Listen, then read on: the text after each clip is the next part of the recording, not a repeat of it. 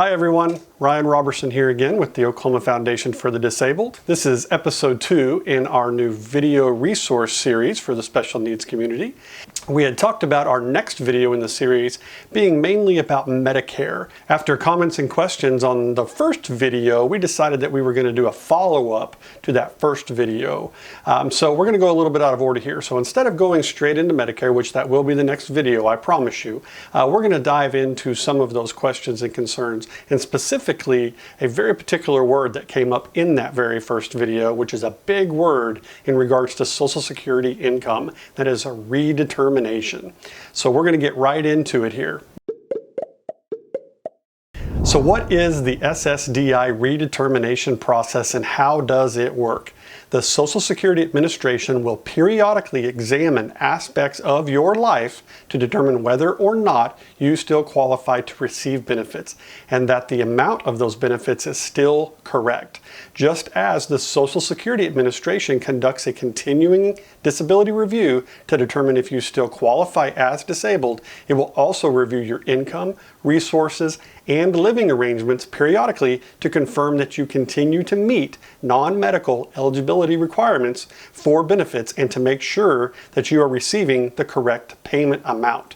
The SSA also reviews your income, resources, and living arrangements when you report a life change, such as marriage. This may affect your payment or eligibility. If you are married or a disabled child under the age of 18, the SSA will review the income, resources, and living arrangements of your spouse or parent. This periodic review is referred to as a redetermination. The SSA redetermines eligibility and benefit amounts every 1 to 6 years. I can tell you from personal experience that I have never gone 6 years without a redetermination, and most everyone I know, it's closer to 2 to 3 years for redetermination. So section 1 of what's causing a redetermination is income. The SSA considers 4 different types of income in its review. Earned income, which includes wages, earnings from self-employment, royalties, and sheltered workshop payments. A sheltered workshop or a work center refers to organizations or entities that are authorized to employ workers with disabilities at sub-minimum wages. Unearned income, this is income that is not earned. For example, pensions, interest income, unemployment benefits, cash from relatives, and Social Security benefits. In-kind income is food or shelter received for free or under fair market value. Deemed income is the portion of income of your spouse, parent, or sponsor with whom you live that is used to compute the amount of your SSI benefit. The more countable income you have, the less your SSI benefit will be. If your countable income is over the allowable limit, you will not receive SSI benefits. Not all income, however, may count as income for the SSI program. Some payments or services the Social Security Administration does not count as income include, and I didn't make this up, I'm just reading what their website says to you. The first $65 of earnings and 1/2 of earnings over $65 received during a given month. Income tax refunds, the value of food stamps received, interest or dividends earned on countable resources or resources excluded under other federal laws. Grants, scholarships, fellowships, or gifts used for educational expenses, loans you must repay, money someone else spends to pay your expenses, such as a telephone or medical bill, but not food or shelter, home energy assistance, earnings up to $1,790 per month to a maximum of $7,200 per year for a student under the age of 22, the cost of work expenses that a blind person incurs in order to be able to work, and assistance based on need funded by state, local government, or Indian tribe. So that was a whole lot of information to take in there. Once again, I didn't write these rules, I'm just sharing them with you. The Social Security Administration subtracts any income they do not count from your total gross income. This amount is your countable income. Then the Social Security Administration subtracts your countable income from the SSI federal benefit rate.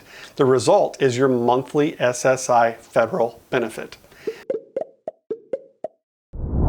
Resources are important in a redetermination because the value of your resources is one of the factors that determines if you are eligible for SSI, SSID benefits. Resources are things you own. such as cash, bank accounts, stocks, savings bonds, land, life insurance, personal property, vehicles, or anything that can be changed to cash and used for food or shelter. Deemed resources are the portion of resources owned by a spouse, parent, parent's spouse, or sponsor that Social Security deems belongs to the person applying for the SSI. For example, if a child under 18 lives with one parent, $2,000 of the parent's countable resources does not count. If the child lives with two parents, $3,000 does not count. The limit for countable resources is $2,000 for an individual and $3,000 for a couple. As with income, not all resources count for SSI.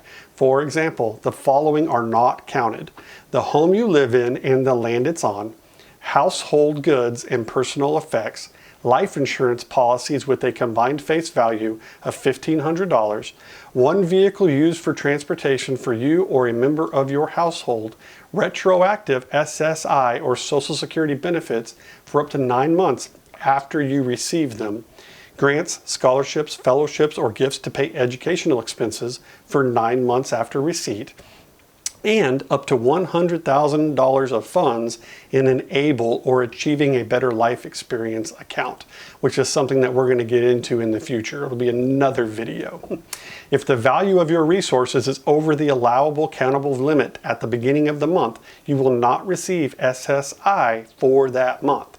If you sell excess resources, you may receive SSI beginning the month after you sell the excess resources, and you may be able to receive benefits while you are in the process of selling excess resources, depending on the situation.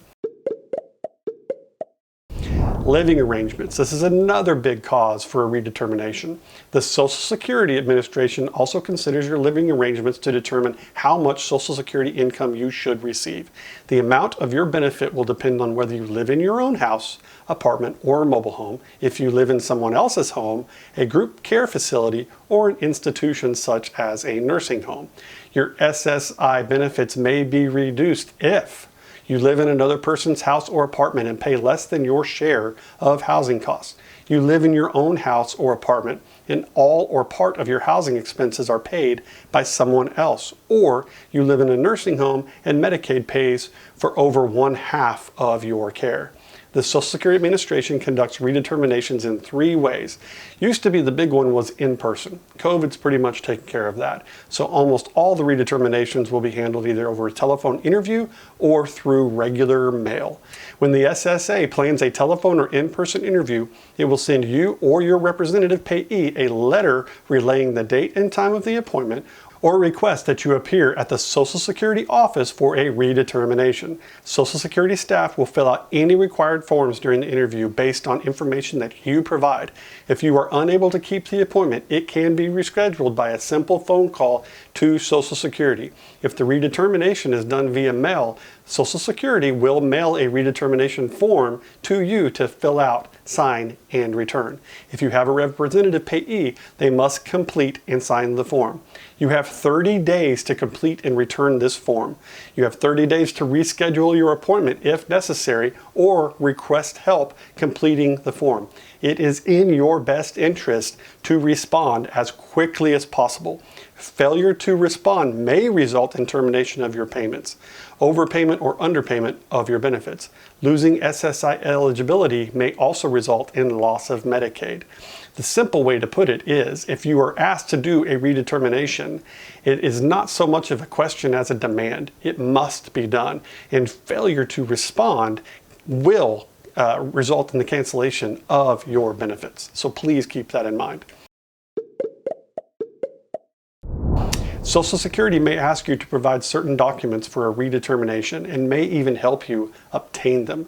Some documents usually requested are savings accounts, checking account, or other bank statements, pay stubs and income tax returns, proof of income such as pensions or workers' compensation, life insurance contracts, household receipts and bills to illustrate monthly expenses. The main reason why we wanted to do this episode was we did have so many questions on exactly what is redetermination. Redetermination is a word that can be defined differently by different people in different organizations. So In this regard, the redetermination is very important. It's the Social Security Administration's way of checking for fraud, for checking their balances, to make sure everybody's doing the same thing, doing it the right way. If you're doing it the right way and you're not taking advantage of the system, you have nothing to worry about. A redetermination will be a very somewhat painless, somewhat simple process, making it a little bit more difficult right now because it's not something that can be done face-to-face with your caseworker. So it does go through traditional mail or it is on the phone, and it does take some time to coordinate and set those up. But once again, it's just part of the process. I told you at the beginning, this would not be an easy process. There's a lot of steps to it and there's a lot of maintenance that's required, but that's just the way it is. Thanks again for watching, and remember, stay compassionate.